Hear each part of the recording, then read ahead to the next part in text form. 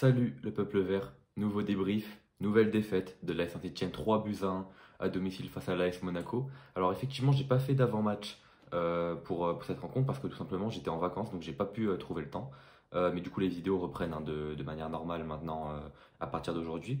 Une défaite 3-1 dans un match où clairement les Verts ont été en difficulté, hein. On n'a que très peu existé. Alors on a fait une bonne entame de match malgré le premier but qu'on prend hein, après 2 minutes de jeu par Kliouche. Quand même une bonne réaction avec notamment la pichenette de Cardona qui passe juste à côté des buts monégasques. Une première mi-temps malgré tout plutôt calme hein, en vérité. Alors l'Arseneur qui nous sauve plusieurs fois, notamment sur un contre un, je ne sais plus avec qui c'était, mais il a fait plutôt un bon match, même il est fautif sur le deuxième but, hein, on va revenir dessus. Donc à la mi-temps 1-0, malgré une excellente ambiance, hein, encore une fois. En deuxième mi-temps, pas vraiment de réaction, que ce soit de notre côté ou de celui des Monégasques. Le but un peu surréaliste de Davitashvili qui sort un petit peu de nulle part, hein. Pour vous dire la vérité, nous depuis le COP Nord, on s'est même pas rendu compte qu'il y avait but au moment où il a marqué. Donc on a réagi un petit peu après. Mais ce but de Davitashvili qui est exceptionnel, hein, effectivement. Malheureusement, voilà, on prend ce deuxième but du coup 3 minutes après sur une erreur de l'Arseneur. Alors, on reviendra dessus après, mais c'est pas la première fois hein, qui fait ça. Ça avait déjà été le cas contre le RC Lens où la frappe elle est au milieu et alors peut-être qu'il était caché un peu par les défenseurs, je ne sais pas, mais quoi qu'il en soit, la frappe elle est sur lui et il l'a pas quoi. Donc bon, inquiétant à ce niveau-là. Et ensuite le troisième but hein, sur un contre un, voilà, le Monégasque qui joue clairement mieux le jeu que l'Arseneur et qui du coup la met au fond 3-1. Une défaite compliquée. Une défaite compliquée et qui nous met surtout dans un dispositif très critique. C'était déjà la crise hein, pour notre club, mais là ça devient vraiment très compliqué.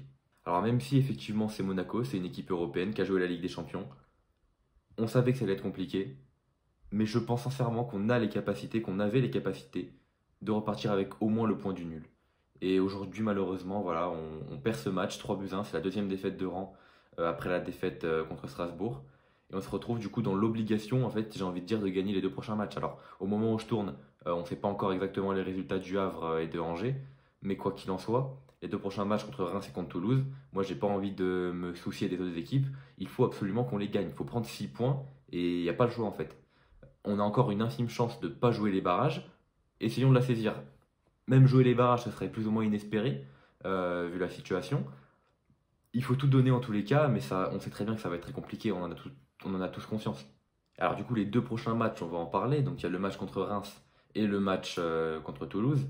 Contre Reims, alors ils viennent de perdre à Nice.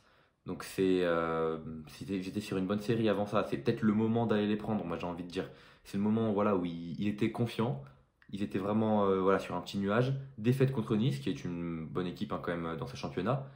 Ça peut être le moment pour nous d'arriver et d'aller grappiller des points. De toute façon, on n'a pas le choix, il faut prendre les 3 points contre Reims, quoi qu'il en soit. Et ensuite, Toulouse, donc c'est une équipe qui joue plus rien, hein, Toulouse, hein, si je ne me trompe pas. Il faut aller les chercher. On sera peut-être amputé de nos deux copes, peut-être même du stade entier, je ne sais pas.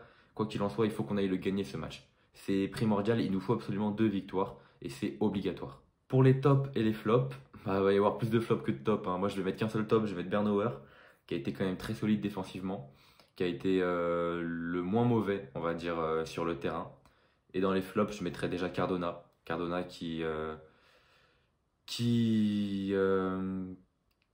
voilà, on le sait hein, de toute façon qu'il n'a pas le niveau de la Ligue 1, il a le niveau Ligue 2, il a un très bon niveau Ligue 2 et un niveau moyen moins pour la Ligue 1. Et ben aujourd'hui, il était dans le moins.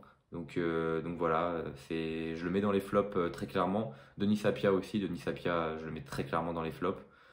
Pierre Ekwa que j'avais beaucoup apprécié lors du derby, mais aujourd'hui j'ai clairement pas apprécié du tout sa performance.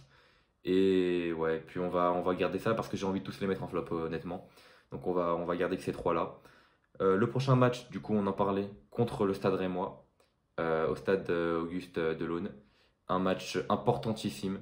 En cas d'un mauvais scénario, ça peut être la fin, ça peut être l'officialisation de la relégation. Après, ça va également dépendre de ce que va faire le Havre ce soir, au moment où je tourne la vidéo, et le week-end prochain. Quoi qu'il en soit, nous, il ne faut plus qu'on se prenne la tête avec les équipes qui jouent le maintien avec nous. Il faut qu'on prenne nos points, et c'est tout, tout simplement. 6 points, c'est l'objectif.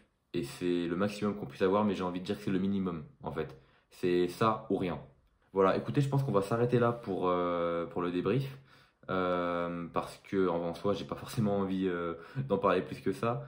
On est un peu dépité, j'ai envie de dire. Et puis au-delà de ça, j'ai pas vu tout le match parce que j'étais avec les ultras, vraiment en bas, avec les drapeaux. Et en fait, j'ai pas vu grand-chose du match, hein, pour être franc avec vous. J'ai surtout regardé les résumés. Donc honnêtement, on va pas en parler plus que ça de ce match. Et faut juste qu'on se concentre sur le prochain à Reims. Il faut y croire. Il faut y croire. De toute façon, il nous reste deux chances. Saisissons-les. Allez les Verts.